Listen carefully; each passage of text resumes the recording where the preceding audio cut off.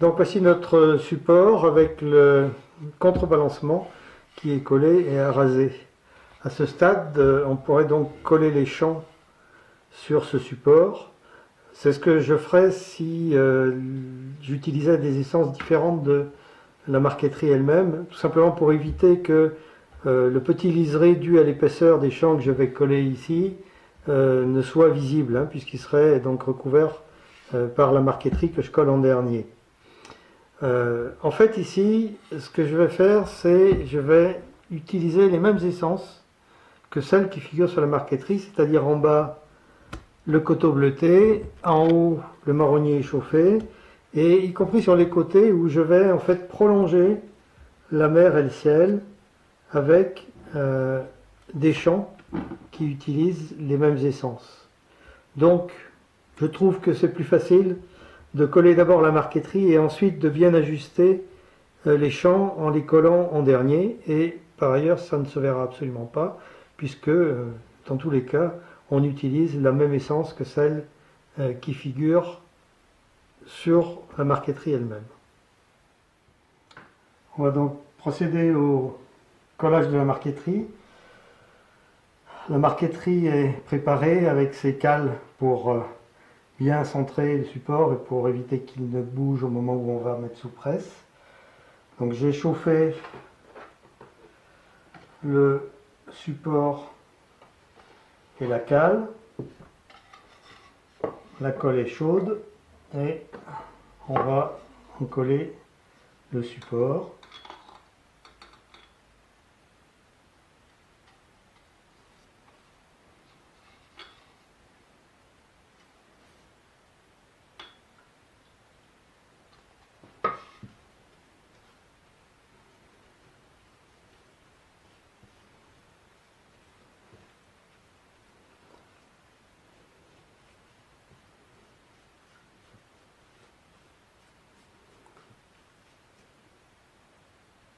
Donc pour le collage, voir la vidéo concernant la méthode élément par élément. Donc c'est une colle qui est préparée très fluide. On en met assez généreusement parce que l'humidité va être bue par le support et par la marqueterie.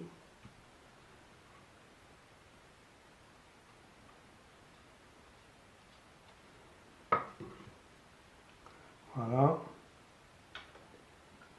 Et on met la marqueterie en place. On vérifie qu'elles sont bien en contact. J'ai des repères qui me permettent de vérifier que je l'ai mis dans le bon sens, comme ça j'ai pas de problème si jamais les côtés ne sont pas parfaitement d'équerre.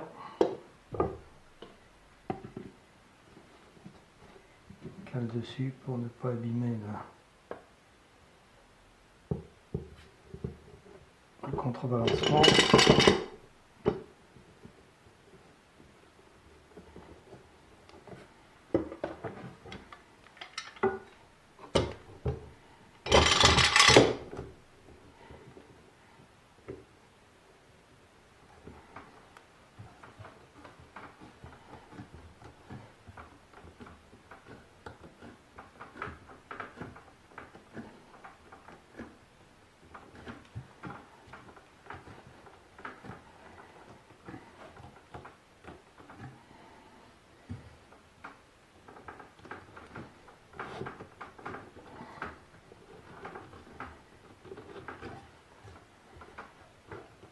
Voilà.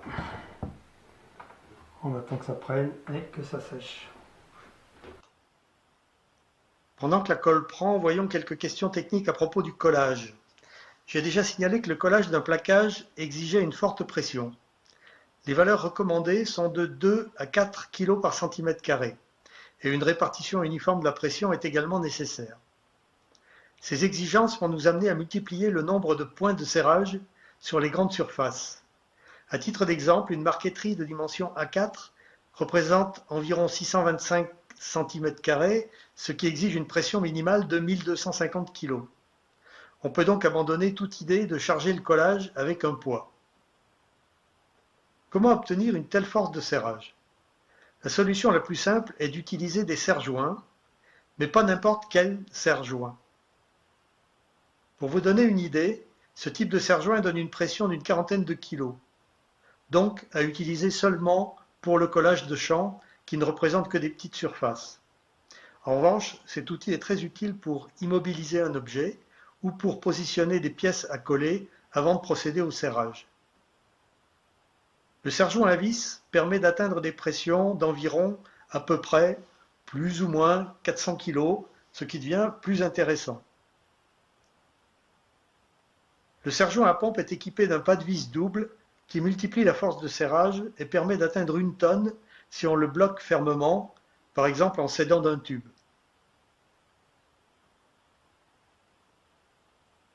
D'une façon générale, vous pourrez avoir une idée de la puissance d'un serre-joint en observant la section de sa tige.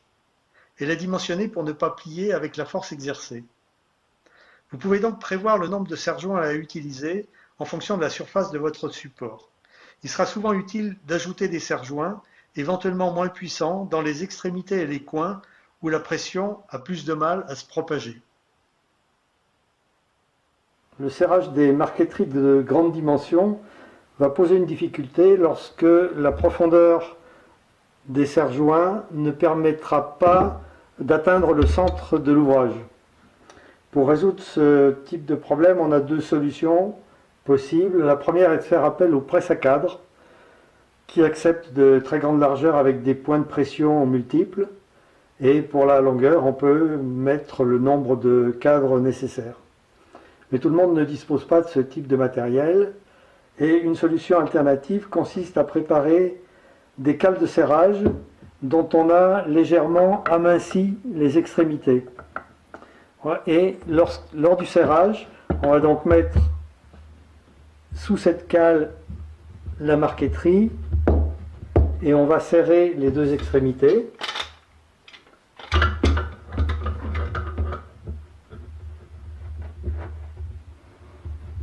Ce qui fait qu'on obtiendra au final une pression sur les deux extrémités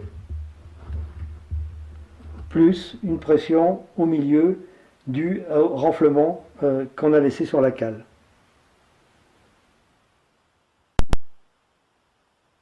Un autre point important à connaître est que la plus grande partie de la pression exercée par le serre-joint se transmet dans les couches sous-jacentes suivant un cône qui a un demi-angle au sommet de 45 degrés.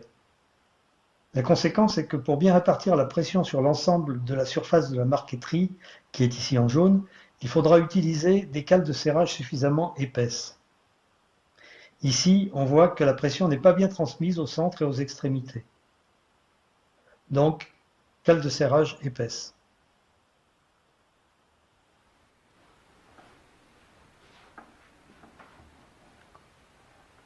On va pouvoir enlever les serre-joints.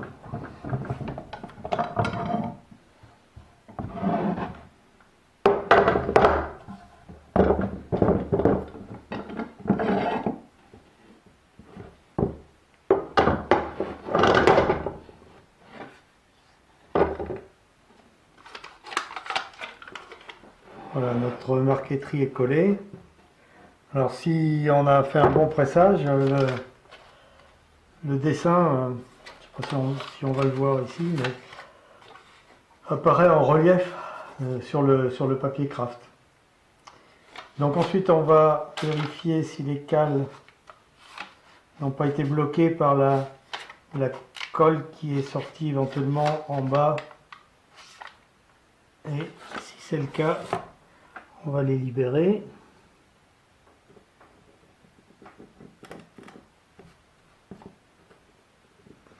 Et ensuite, on va les enlever pour pouvoir araser la marqueterie.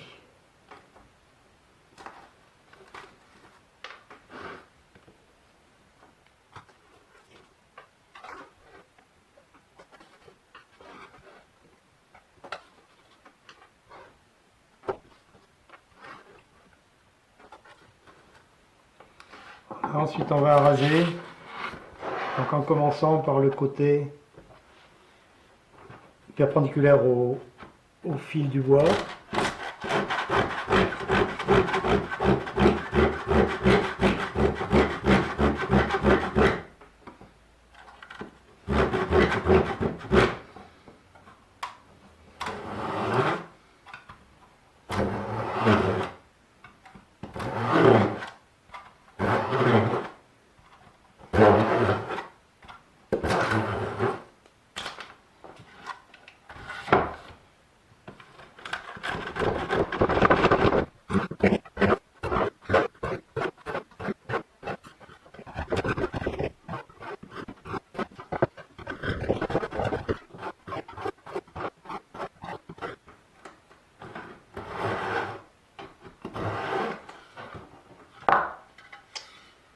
Ensuite, on va pouvoir décoller les couches de papier craft.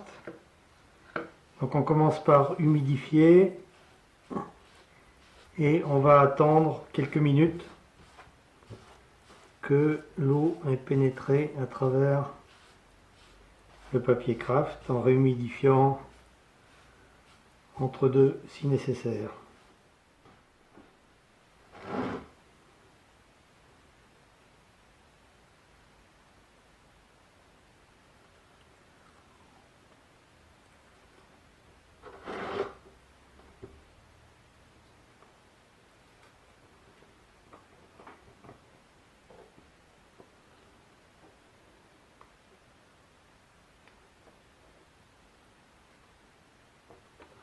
Il faut attendre un peu plus.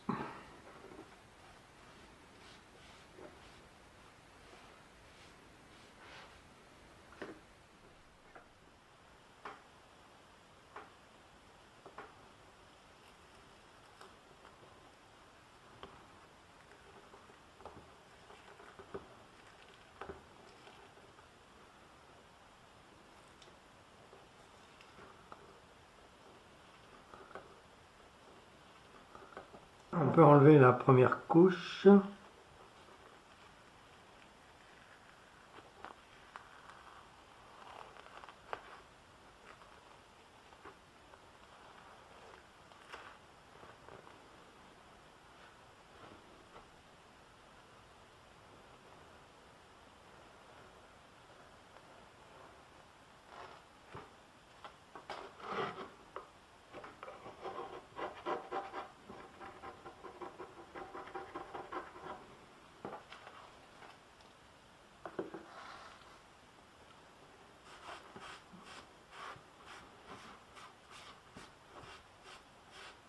Et on va réhumidifier pour enlever les morceaux qui restent.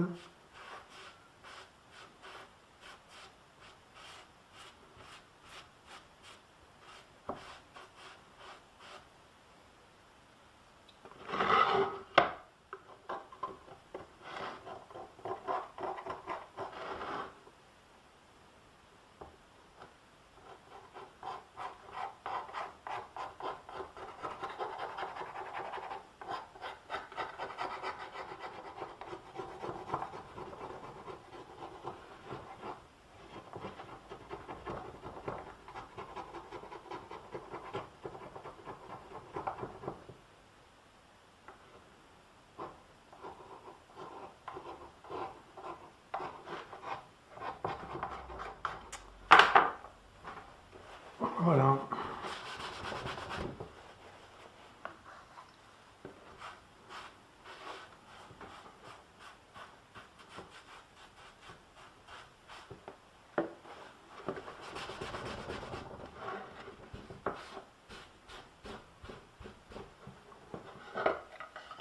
Voici la marqueterie à l'état brut.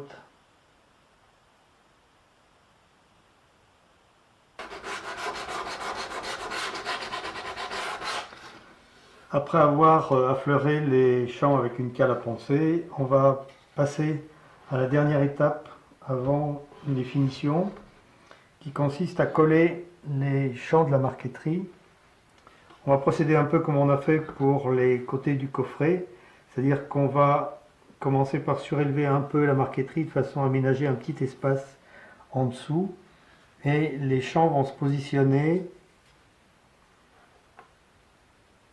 en ayant un dépassement donc en dessous, en dessus et sur les côtés pour pouvoir les araser par la suite.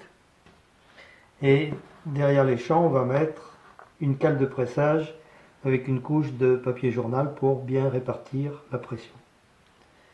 Donc on va maintenant mettre la colle.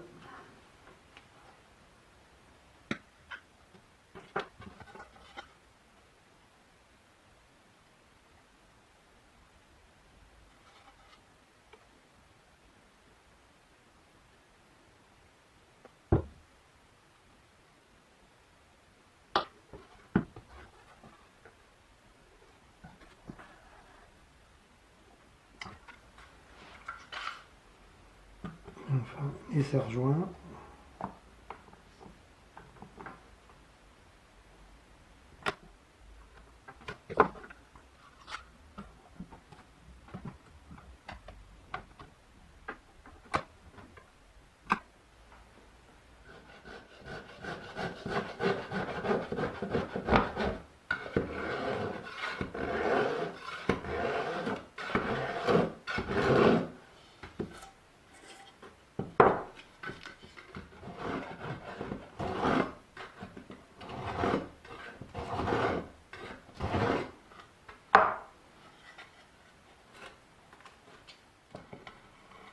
On va ensuite procéder au collage des champs du côté et il faudra faire bien attention d'aligner les plaquages de la mer et du ciel avec les plaquages qui sont sur la face de la marqueterie.